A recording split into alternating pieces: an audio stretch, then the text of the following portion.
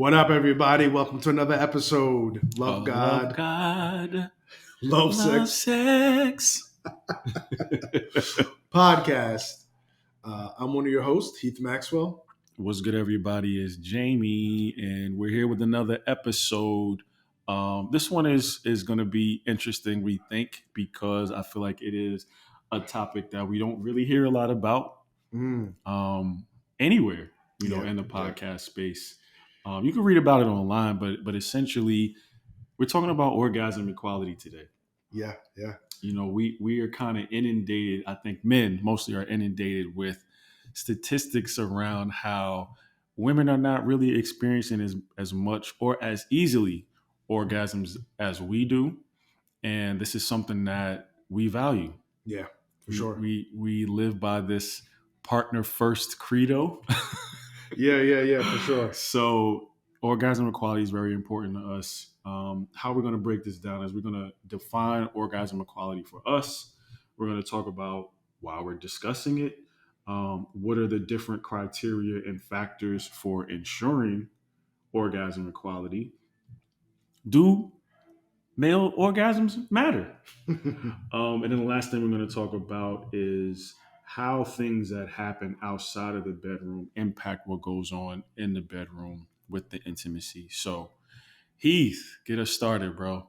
Let's talk about what is orgasm equality. What does that mean to you? Yeah, I mean, to me, orgasm equality is you ensuring that in most sexual, I'm going to say most, you're ensuring that during your sexual encounters with your partner that you are privileging and putting their orgasm before yours. And this is going to get very biased because there is a difference between men and women. So it's not easy just to say it one stop, one step for everybody. Mm-hmm. You have to really, talk about the disparities because these disparities are glaring.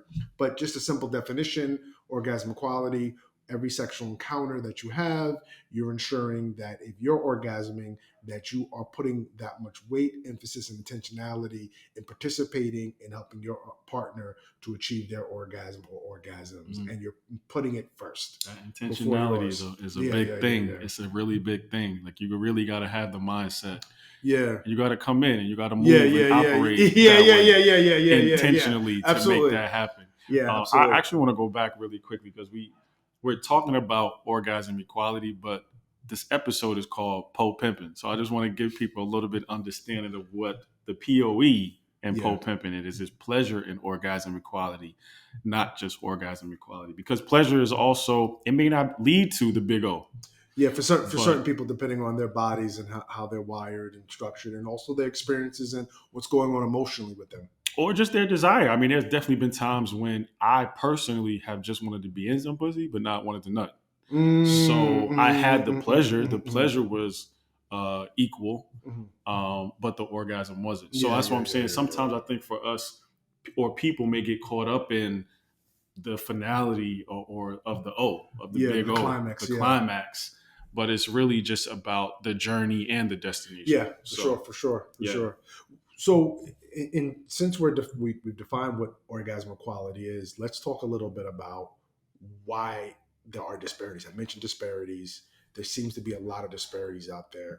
Can you cite or talk about some of the disparities? Now, I know last season you talked about a Netflix season. I think a Pleasure. What's it called? Pleasure. Man, I can't even remember. Yeah. But you mentioned it on the last season. It was called the Pleasure Principle. The Pleasure Principle. Yeah. Because I remember we talked about Janet Jackson women and their lack of orgasming. Yes. Yeah, and I think only like 30. They said 30% of women, it may even be less, or achieve any kind of orgasm when they have sex. Do you have any additional data points there about that? So I guess I'm reading this article from, looks like this was 2022, back in May. And here's some of the key takeaways. Heterosexual men have far more orgasm during partnered sex than heterosexual women, resulting in a significant pleasure disparity. We mentioned that. Yeah. New research suggests that the explanation for the gap is simple. Men don't take the time to stimulate women's clitorises. So if we're just looking at it from this standpoint, what's the publication of that? It's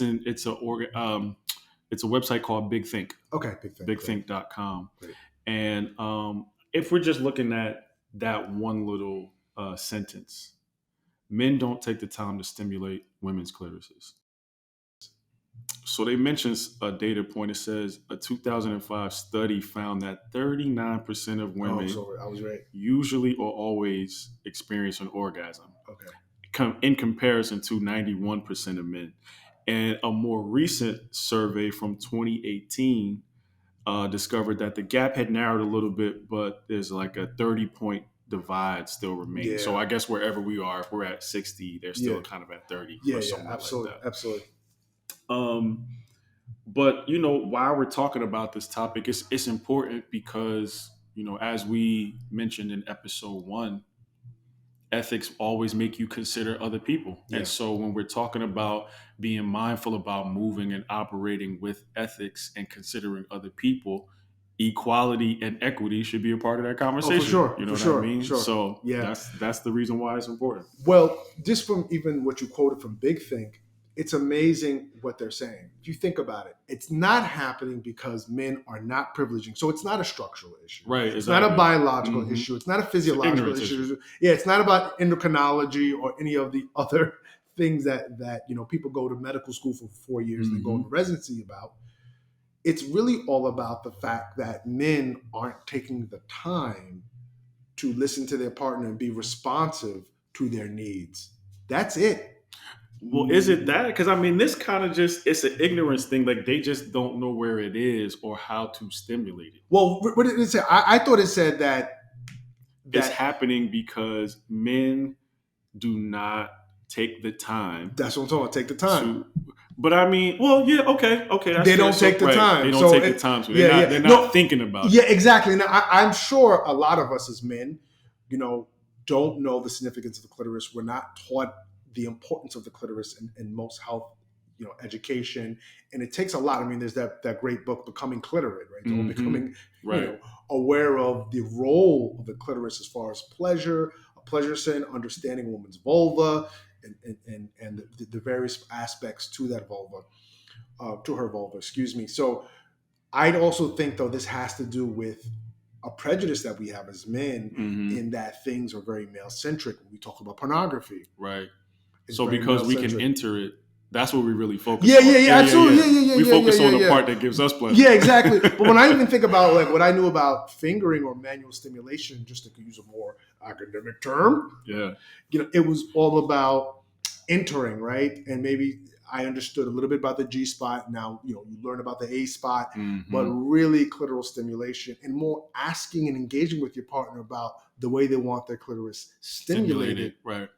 So this is really, I think the gap is that we are not focusing on communication. Men aren't communicating with their women partners and listening and asking them what they need and what they want in order for them to have just as much pleasure as they do and orgasms as they do in a sexual encounter. And I think that's what we have to kind of get to and really understand. Right. Even the understanding that most women are not going to orgasm from vaginal stimulation. Being aware of that, I think would make somebody be like, okay, well, if I know that I got a higher probability of getting her off or giving her pleasure from this, let me focus on this. Yeah. But clearly they're saying that, well, at least in 2005, guys weren't taking the time to be.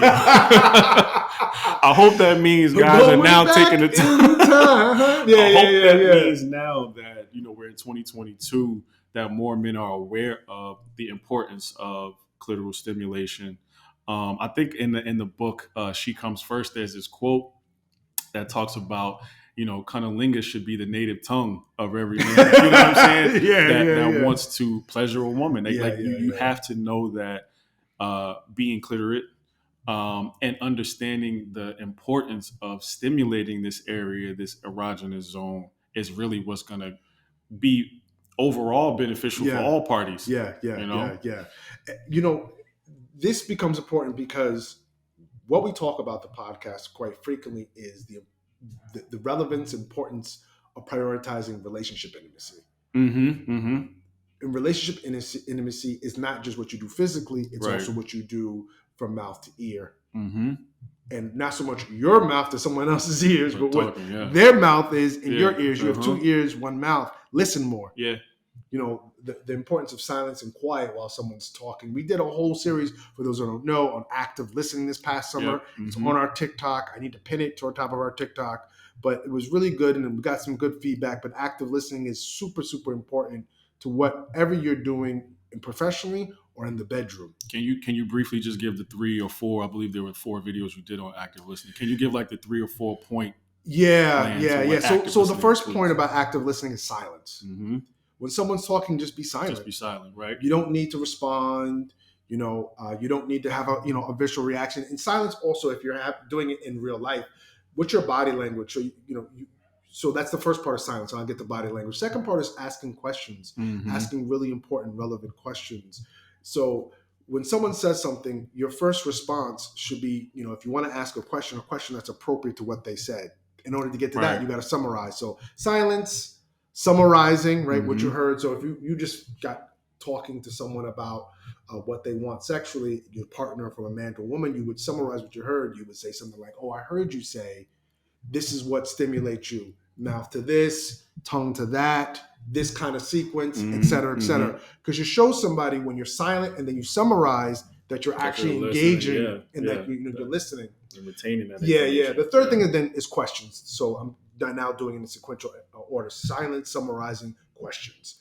What kind of questions are you asking? So you're coming on the heel of summarizing. You say, "Oh, I heard you say this, but I had a question about that. You mentioned using the tongue like this, but I had a question about this. You also mentioned this." And if you can really pay attention to what your partner is saying, your question should maybe even tie into other things they've said earlier to you, or they said early in the conversation or in different conversations, being able to kind of weave everything together.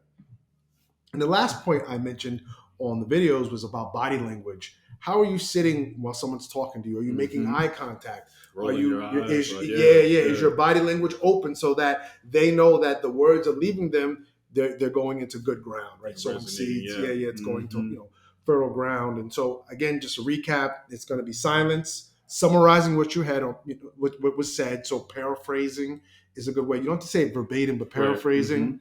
And then the third thing, asking appropriate questions. Yep. And the fourth thing is really good, open, responsive body language. So we got kind of like that 4-point plan, and we've talked about why talking about this makes sense. Let's kind of jump into what are the criteria and the different factors for ensuring orgasm equality. Yeah. Well, I think for me, it's listening. Right. Communication. The other thing I think is anticipating needs.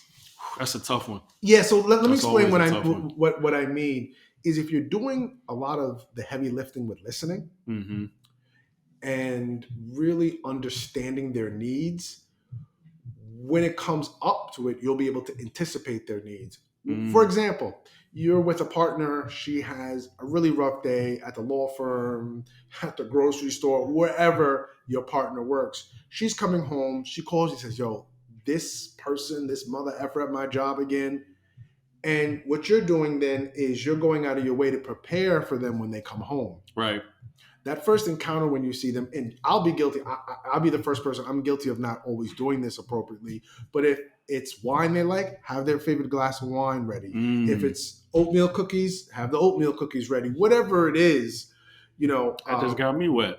Yeah. I'm like, I can't imagine. Well, I can. Somebody anticipating that need of me coming home and they got a joint roll for me, or you know what I'm saying? Like, there's food there. But I like what you're saying. Basically, the Destiny Child's cater to you approach for your partner. I mean, taking that same mentality and applying it to, your woman or the woman you're with or your partner. So I think that's important because when you're anticipating needs, it's showing somebody that you were listening. That they did not waste their time, their energy, and really their emotional presence, right? The presence of all their emotions on you, right? That you were taking it all in and saying, "Hey, you know what? This is this person is showing that who I am and everything that I'm giving to them is being cherished," and that makes someone feel loved, open, and relaxed, and safe, and not just safety as far as physical, because we talked about in episode 1 of the season, but also psychological safety. So I think that's just some of the criteria of orgasm qualities, orgasm equality. And then this, what we mentioned earlier, there's some physical aspects, understanding what that person needs physically, familiarizing yourself with your clitoris. I always say my partner's clitoris is one of my best friends. So It has to be, as she's one does of my every best part of it. I friends. mean, you Yeah, talked yeah. about this part of anticipating needs, and we're going to talk about this later. But I think it bears, it's beneficial to say this again even earlier. But when you're talking about anticipating needs, you're talking about what happens outside of the bedroom Yeah.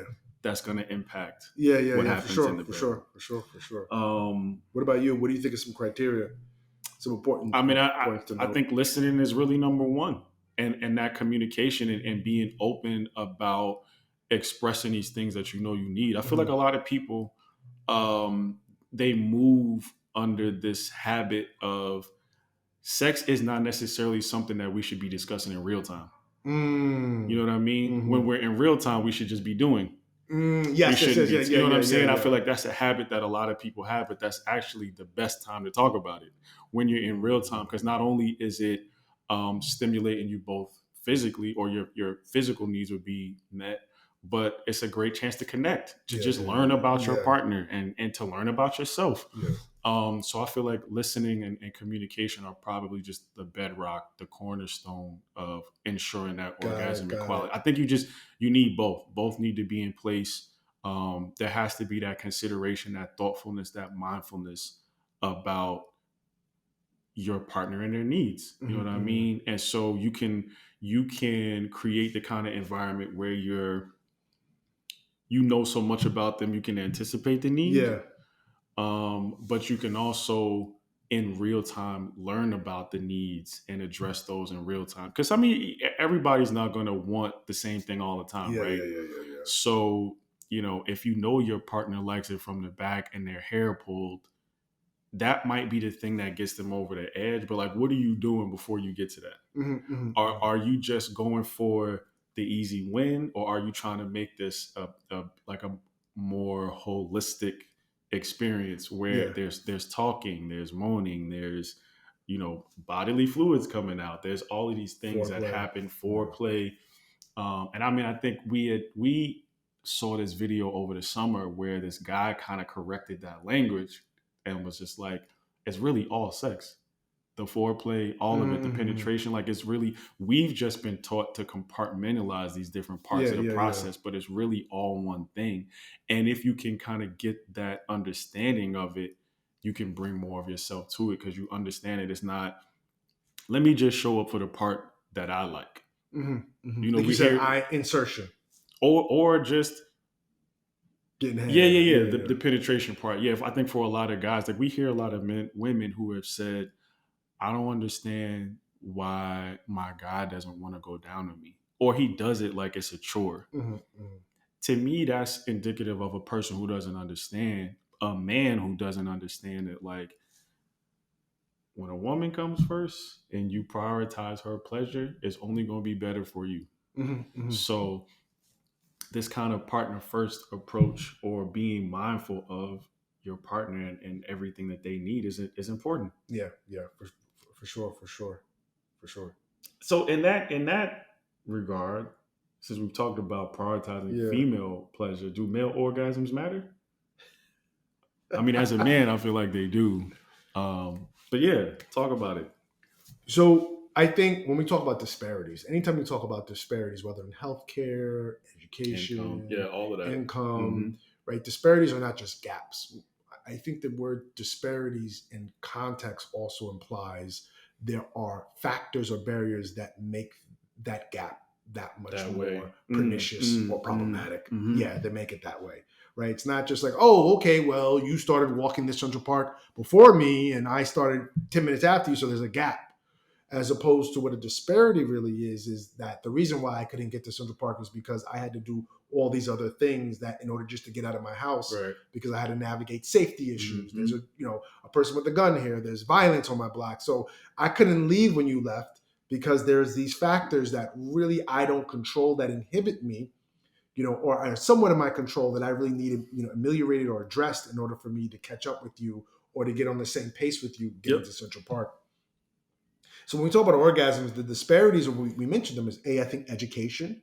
I think we That's don't big. really deal enough with health education. I mentioned this in the first season around understanding our bodies, understanding even the emotional and psychological and professional context of our bodies. And what I mean by professional is people have to get up and go to work every day, and that impacts their sex life. No one just stays home and just magically makes money, shakes a tree, and they have enough money to go to Chipotle and get their favorite, the burrito bowl. They don't. It doesn't happen. So there Right. are decisions that have to be made. There are Mm-hmm. political things around it. I mean, with Roe versus Wade and the controversy that happened here in this year, 2022, that impacts people's ability to have sex and wanting to have sex. I just saw an article yesterday how there's a lot of Generation Z women who are rethinking sexual intercourse. They're rethinking penetrative sex because Roe versus Wade being repealed has made them very scared of getting pregnant with the wrong partner or being pregnant in general, especially for Black and brown women, where maternal mortality rates are pretty high right now. So there's a political aspect to our understanding our bodies that is largely ignored or not, I think, discussed enough. Yeah, for sure. Yeah. So, when we talk about disparities, we have to talk about addressing these barriers. And so when we talk about male orgasms matter, I think on paper, yes, men's orgasms matter. But when we talk about addressing these disparities, we have to get at what's causing this gap to be the way it is. In order to do that, you need to put your attention on the disparities. In order to put your attention on the disparities, you got to put your attention on the barriers, and you have to resolve those. So let's put the men's orgasms on the side for For now, now. Yep. and let's talk about Let's what's happening over prioritize. here. Yes. Let's prioritize here. Mm-hmm. That doesn't mean they're irrelevant and that they don't matter. It means there's something here that's very, very wrong and problematic that needs to be adequately addressed to ensure that everybody gets theirs at the end of the day. What about you? I mean, what is your sense on male orgasms in the context of this conversation? I agree with you 100%. I feel like you men have to be aware that, again, if a woman's pleasure is prioritized and they get theirs, it's only gonna make it better for you. Like there's really no way to get around that. I mean, it's almost like um I want to kind of draw a comparison to food and how people prepare food, right? So it's like when you have good ingredients, you're probably guaranteed a better meal.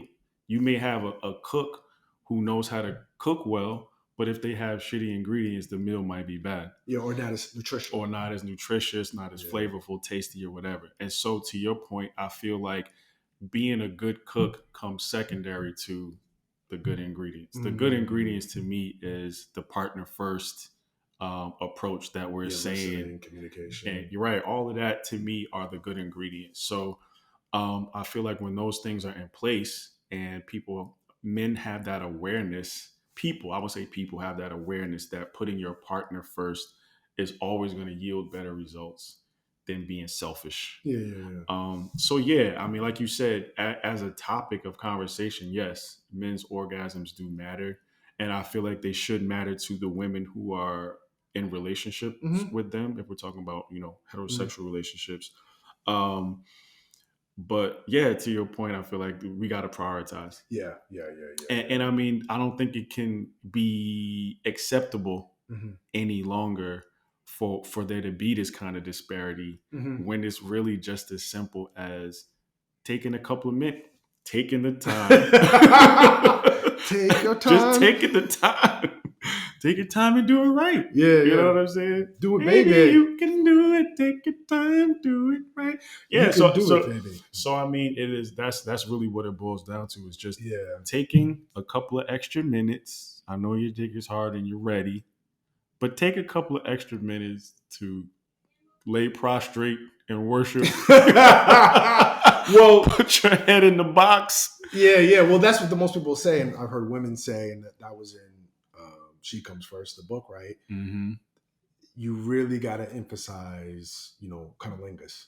It's important. I mean, you could, we've talked about this. There is such an important role that cunnilingus plays before sex, even during penetrative sex, even post.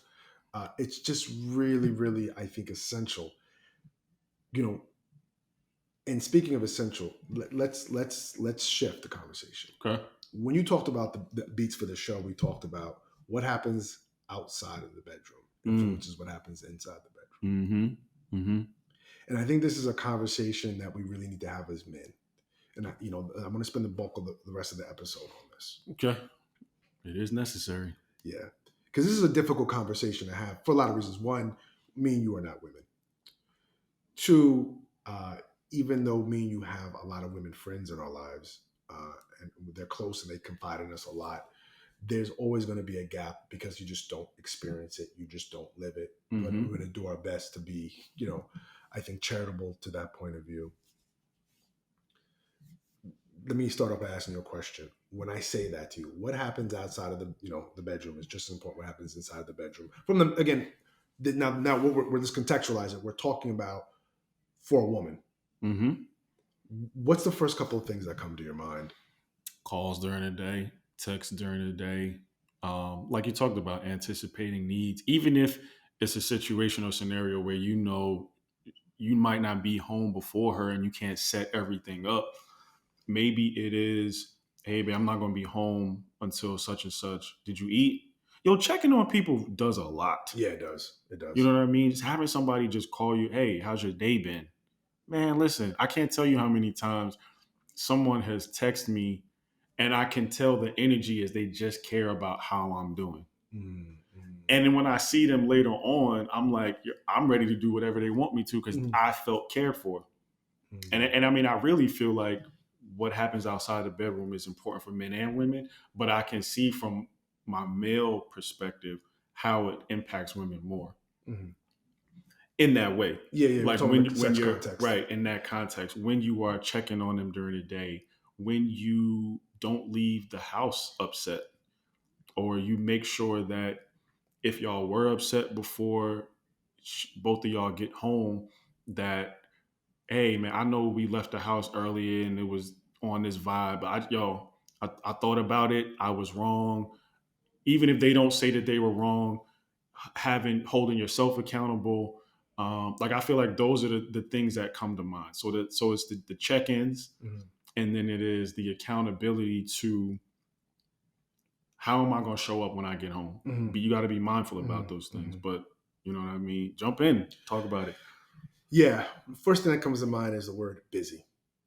So talking to a lot of my women friends, the issue with sex and time for sex and being stimulated and ready for sex has to do with the fact that they're so busy.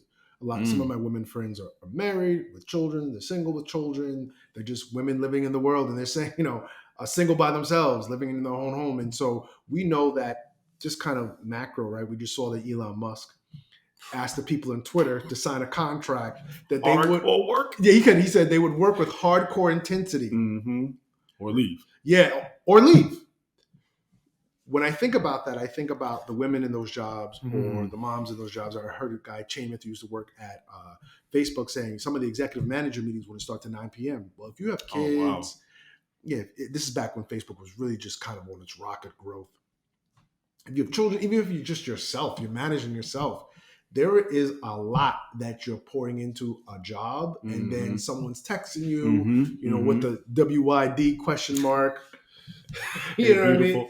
Yeah, exactly. I was in your neighborhood. I wanted to know if I could stop by. And as much as your body, or you may want it, your mind wants it, but your body can't do it. Right. And the first thing I think about is busy, because what I notice is for those who have partners, more long-term partners or just kind of consistent partners, they want their partners to participate more in, number one, housework, sharing of responsibility, domestic responsibilities. I know a lot of women complain about being the social secretaries in their home. So it's like, I'm the one who talks to your mom. I'm the one who, coordinates play dates with us and the other couples. And so that men don't do that. But then here's this extra tax on me on top of, I got to work with hardcore intensity. I got to be the freak du jour too. Yeah. At my employer. So I got to bring hardcore intensity at the workplace, hardcore intensity in the home.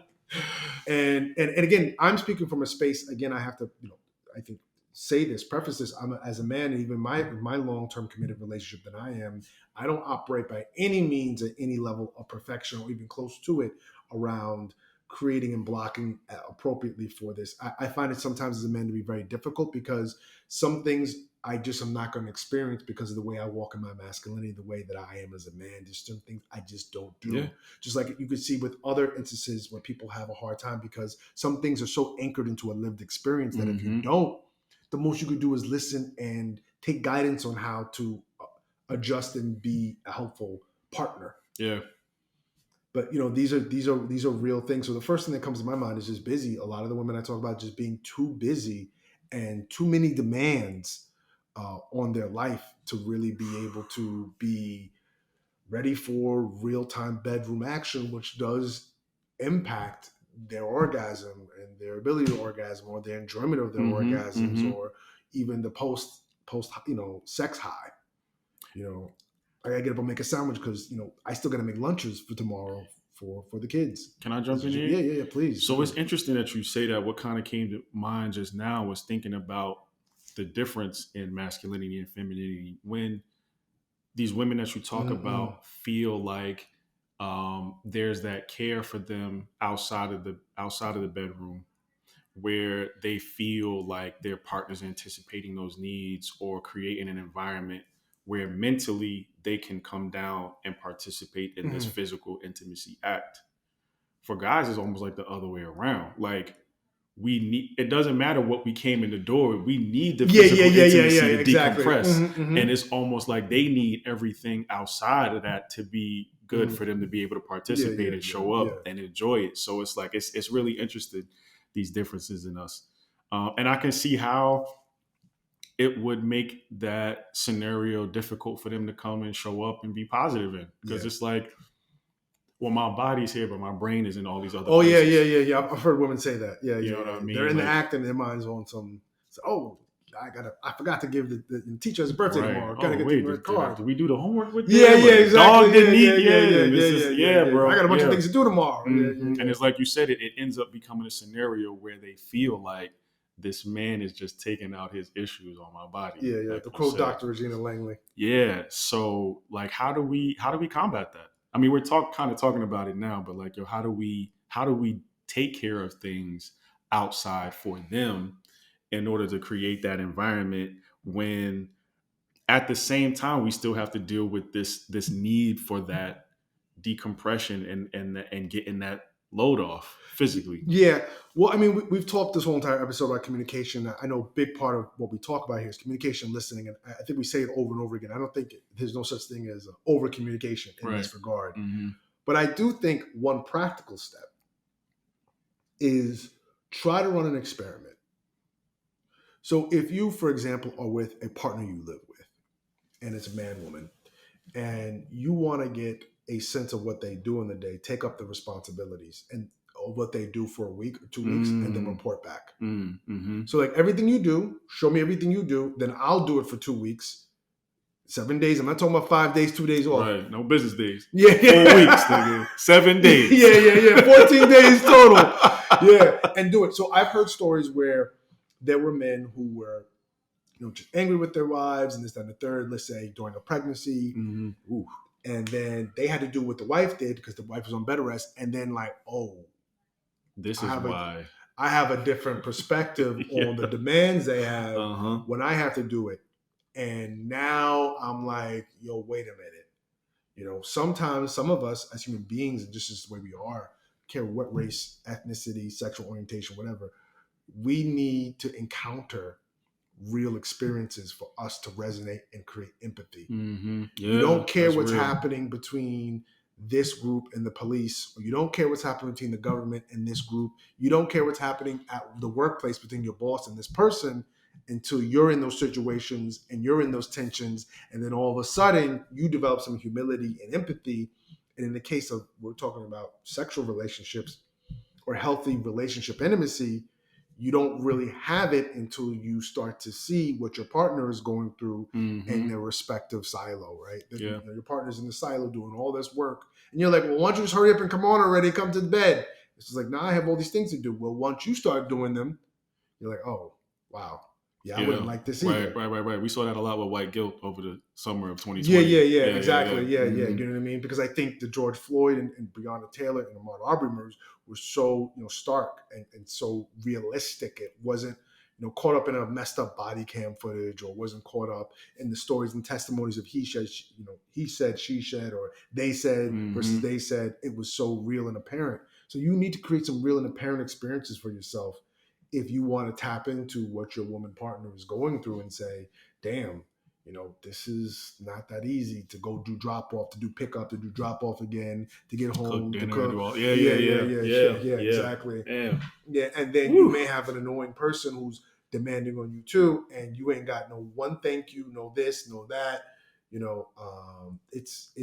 At times I hear the women in my life saying it's a thankless job. Now, with that being Woo. said, Haven't we said that about being a yeah, man but say, with sometimes? that being said, I've heard men say the same thing. Yeah. This is Mm-hmm. why, and if you go into the TikTok, some of the things we talked about is the tensions we see online between men Men. and women, Yeah. and throwing and hurling accusations at each Mm-hmm. other. And it's becoming more acidic. It's becoming more toxic, For because it sure. becomes less about what are we all experiencing, or what is the context we're all functioning in, and more about you're not enough, you're not enough, Doing you're this. not Yeah. good enough, you're not Mm-hmm. good enough. Yeah. How do we make it about listening and saying, let me come into your world and experience it as you see it, come into my world and experience it as I see it, and maybe we can come to a better understanding together. Right. And create some solutions as opposed to just, like you said, hurling these accusations and male bashing, woman bashing, and all of that. Yeah, Yeah, yeah, for yeah, sure. yeah, yeah, exactly. So, in your conversation with your women friends, what have been some of the things they've said as far as things that turn them on outside of the bedroom that lead to better, more connected sex in the bedroom or on the couch or wherever? Honestly, I really have not had a bunch of conversations like that. Okay. But I have heard, women say experiences really help, like dates. And it may not, it may not be a date where everything is kind of predicated on romance, but being out somewhere Mm-hmm. and connecting with someone in a different scenario that's not in closed doors, behind closed Yeah, doors. Shea Maurice's. Martin. You gotta take it to Shea Maurice's, fam. You gotta go to Shea Maurice's and get your escargot on. You know what I'm saying? A good glass of Pinot. But yeah, man, creating those experiences.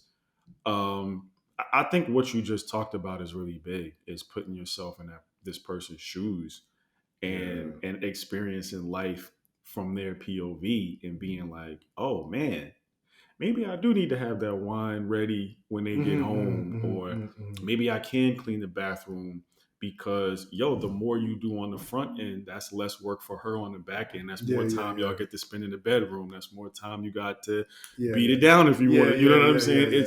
So again, I think it kind of all really goes back to this partner first approach. Yeah. And putting your partner, prioritizing your partner's needs above your own, and listening and that communication. People definitely need to, I think, have that conversation and do that experiment. Everybody, you got to do this experiment, this 14-day experiment. Yeah. I feel like it'll help people on a bunch of different levels, not only just in terms of intimacy, but understanding and learning your partner and learning yourself. Like, I feel like that'll be a good one for everybody to get on. Yeah. So wrapping up this episode, some of the things that we discussed is we talked about the importance of orgasm equality. We defined orgasm equality, which is in every sexual encounter, you're privileging and putting your partner's orgasm before yours to ensure they orgasm just like you, in addition to your orgasm. Right. They orgasm, you orgasm. Another big thing we talked about is the importance of why we're talking about this, prioritizing relationship intimacy. Also making sure that you're taking time out of your sexual encounters to connect with someone, listen to what their needs are, even develop such a strong system in between each other where you can anticipate needs. They had a horrible day, they have that favorite thing waiting for them when they're home. Or you're finding ways to skate to the puck as far as, all right, well, I know they usually do pickup. I'll do pickup today. You can just go home, hop in the shower, do whatever your de-stress routine is because you want to feel seen and heard.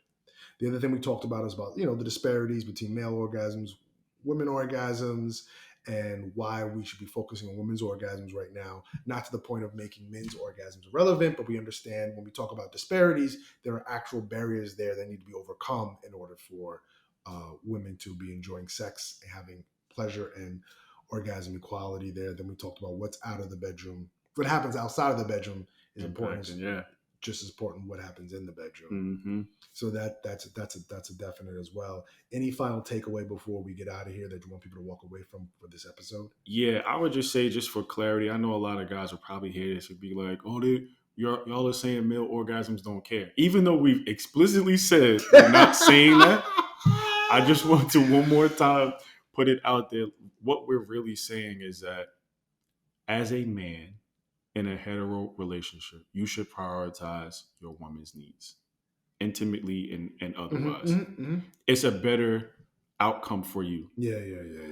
But women, we're also challenging you and charging you with the same responsibility. If a man is going to prioritize yours, you should prioritize his. And it's again this circular thing that we talked about, where one hand is washing the other and both are washing the face. So we are not saying male orgasms don't matter or female orgasms more. We're just saying from the perspective that we are two heterosexual men, and for us, we've learned to prioritize our women's needs, understanding that it's a better outcome. So that's what I would just say. Yeah, I think my takeaway for the show is empathy. When you get into the guts of what empathy is and the guts of what it takes to develop empathy, you're getting to real work, right? So we talked about that experiment. If you take on your partner's responsibilities for 2 weeks, we're talking about men to women now. Obviously, women can do it for men too, but we were just saying in this context, that's what we're focusing on. Yep. Right? It goes back to the whole thing. If you say, I'm focusing on breast cancer, but what about colon cancer too? It's like that whole all lives matter thing. You can't have a focus. We're doing ALS walk. Then now people want to talk about the other walks that are just as equally important. No, we're focusing on ALS. We're focusing right now on women's orgasms and the discrepancies obviously there. And I think the takeaway is with empathy, really making sure that you're following up and doing the hard work. And it's going to get emotional, it's going to get difficult, but stay the course. So with that, we're gonna wrap it up. Check us again. Check us out on socials. We're on IG. We're on TikTok. We're on Facebook. We're on YouTube. We're at Love God Love Sex Pod. All over social, and we're also on email. You can write us at connect@lovegodlovesexpodcast.net. Please email us if you want to, suggest or recommend some show topics, or you just have some general feedback. We're always open to that. But yeah, with that, we're gonna wrap it up and say peace to everybody. Yeah. Take care. See you next episode. Do that experiment. All right, stop.